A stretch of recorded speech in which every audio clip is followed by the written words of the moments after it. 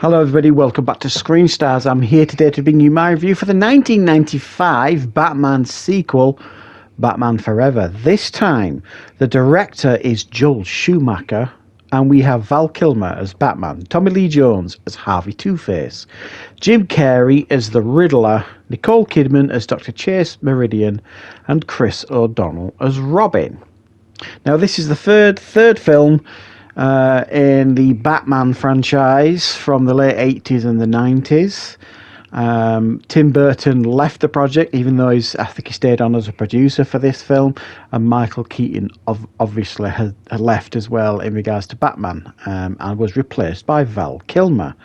Now this time the city is being terrorised by Two-Face, played by Tommy Lee Jones, who has got a personal vendetta against Batman and is trying desperately to kill him. Also going on, there is Jim Carrey's character, who is working at Wayne Tower as like a scientist. He is obsessed with Bruce Wayne, and when he is knocked back and rejected by Bruce Wayne when he's pitching him one of his projects, kind of sends him a little bit mad, and ultimately ends up turning him into the Riddler, who then teams up with Harvey Two-Face with a dastardly plan to make money, but also to find out the true identity of Batman. We also see in this film, for the first time, Robin making an appearance, played by Chris O'Donnell, and we see his parents killed at the circus while he's being an acrobat with his parents. Bruce Wayne takes him in. He discovers Bruce Wayne's secret, and ultimately they end up being partners. Right, what are my thoughts on Batman Forever? Well, this definitely, after watching certainly the first two so close together, Batman and Batman Returns, and this one, Batman Forever, this feels absolutely like a different film compared to the first two to me. It was actually quite shocking while watching this how different it felt. It was lighter, brighter, much more cartoon-like than the first two Tim Burton films, which were very gothic and dark and gritty and grim, even though they had occasionally a lighter approach here and there. This felt like almost like a cross between the Adam West TV show from the 60s, mutated with the first two films. Very tonally different. Now, that's not to say that it doesn't all work here. Now, I've never really been a huge fan of the Joel Schumacher Batman films. Obviously, Batman and Robin is, a turd of a film, basically, which I shall cover in another review. But Batman Forever has never really been massively frowned upon. It has its fans and it has its detractors, and I can understand both. There are aspects of this film that I think really do work. Number one, I think Val Kilmer is actually very good as Batman. I mean, it had to be a daunting task to fill the shoes of Michael Keaton, who did such a great job in the first two films, who essentially turned this film down, Michael Keaton, because he didn't like the lighter tone and the direction in which Joel Schumacher was taking it, which is why Val Kilmer was cast. There was a lot of, as you could imagine, when Keaton left this project, there were a lot of other names banded around in regards to being cast as the new Batman. Names like William Baldwin, Kurt Russell, Daniel Day-Lewis, Alec Baldwin, Ethan Hawke, Johnny Depp, Keanu Reeves, and probably many more. But they settled on Val Kilmer, and Joel Schumacher was, I'm paraphrasing here, but kind of quoted as saying that Val Kilmer did me two favours when casting him as Batman. Number one, he said yes to being Batman, and number two, he refused to come back as Batman in Batman and Robin, because apparently he had a bit of a reputation in the 90s, Val Kilmer, of being really quite difficult to work with, and this film was no exception, even though Joel Schumacher does think he did a good job playing Bruce Wayne and Batman. And I agree. I thought he was actually quite comfortable in the role, and I would have liked to have seen him come back, but maybe he would look back and think, well, I made the right choice not coming back, and he probably did. When you look at how Batman and Robin turned out. So I do think Val Kilmer was fine as Batman. Some of the suit designs I did not like for this film, for obvious reasons. It's when he added the nipples and all this kind of stuff, which caused such controversy. I don't mind really that they did that sort of thing. I just don't think the suit looked particularly cool. Nowhere near as good as it did in the first two films. And the Batmobile looked god awful in this film. It looked like a children's toy, which was the idea. I'm sure they just wanted to sell more toys.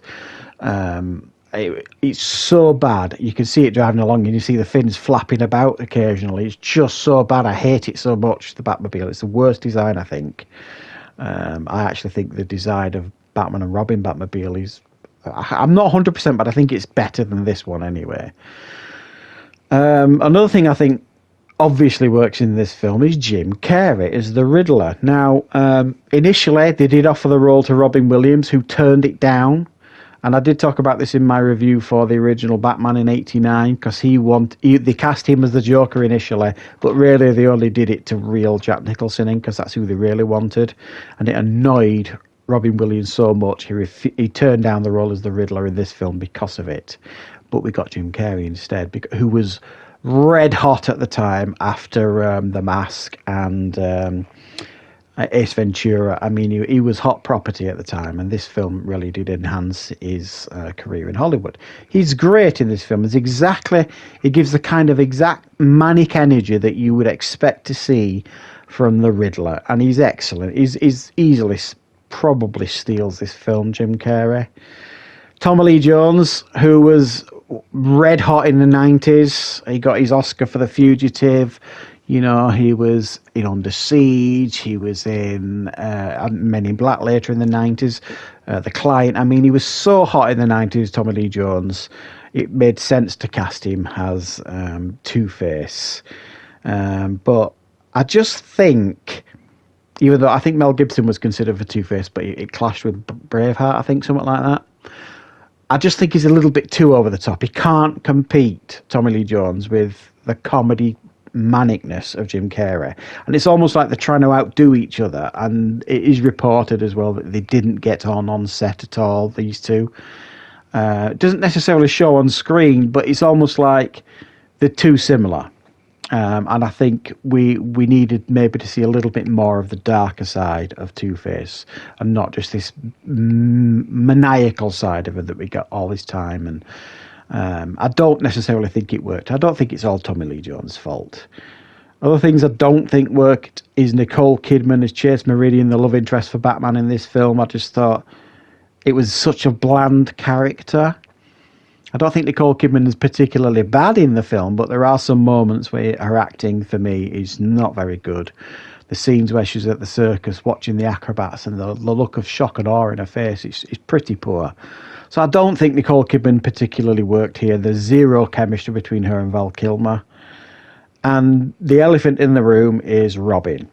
It didn't work in this film, and it absolutely fell like a lead balloon in Batman and Robin. It could have... I think if they'd have done it properly and introduced Robin better than they did in this film and cast him better, I think it could have worked. I think bringing Robin in the Tim Burton films would probably have worked better, because they would have probably done it in a little bit more of a serious way, a bit darker, a bit grittier. For me, it just don't work. I mean, Val Kilmer's Bruce Wayne goes from point blank refusing to train Robin as his partner and almost threatening him, to the next time he sees him agreeing to be his partner. It's just madness. And then Robin does absolutely nothing, really, in the final battle, other than win a fight with Two-Face and then immediately get outwitted by him, and then captured. Useless, really, and blow up Batman's boat. So I just thought the Robin idea just didn't work here. But there's a lot of stuff that I think that does work. It's fun. Some of the action scenes are nicely done. It is quite fun to watch a lot of them, and the interactions. And every time Jim Carrey's on screen, it is immensely fun to watch. And I do think Val Kilmer does a really good job as playing Batman. So I think there's good things and bad things about this film. Does it stand up to the quality of the first two? Absolutely not. But I don't think it's a massive decline. And if it wasn't for the fact that they brought Michael Gough back and Pat Hingle as Alfred and Commissioner Gordon, it almost like I say, it has nothing comparable to the first two films. It feels like those are the only two characters that kind of tie it into the first two films. It feels like they went in such a different direction this time that it feels like a distant relative of the Tim Burton films. And I think it is a bit jarring when you do watch it. So yeah, stay tuned, guys. Coming up next, pray for me. It's Batman and Robin. Can you really? I actually went to the cinema to see Batman and Robin, and it was because I was such a big fan of Arnie. My God, that one hurt. But anyway, guys, thanks for watching. I'll be back with loads more reviews and content on the channel very, very soon.